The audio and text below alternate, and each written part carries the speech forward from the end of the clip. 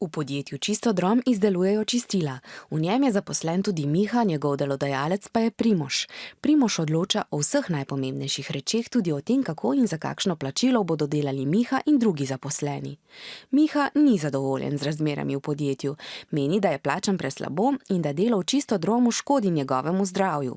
Delodajalcu Primožu si tega ne upa povedati, zato se najprej včlani v sindikat. Sindikat je organizacija zaposlenih, v katero se ti vključujejo prostovoljno. Ščiti delavce, zastopa njihove interese in se bori za njihove pravice. Sindikat prisluhne njihovim težavam in mu jih pomaga reševati. Tudi tako, da se pogovori z delodajalcem. Predlaga mu, da Mihu in drugim zviša plačo in poskrbi za ustrezno zaščito pri delu. A delodajalec in sindikat se ne morejo sporazumeti in ne najdejo rešitve. Poleg Miha je z razmerami v podjetju nezadovoljnih še veliko sodelavcev, zato ima sindikat možnost, da poskusi tudi stavko.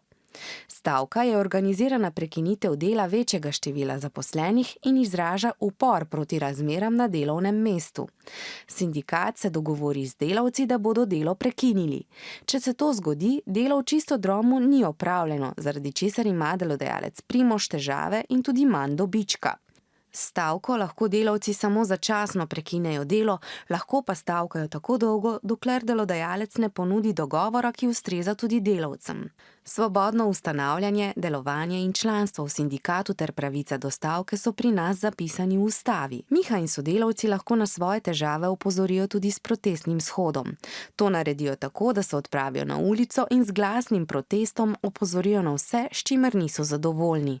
Tako za njihove težave ne izve samo delodajalec Primož, ampak tudi drugi.